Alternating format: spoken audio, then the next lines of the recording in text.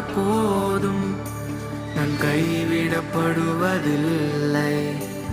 நெருக்கங்கள் சூழ்ந்த போதும் நான் கைவிடப்படுவதில்லை. தோல்விகள் வந்த போதும் நான் கைவிடப்படுவதில்லை.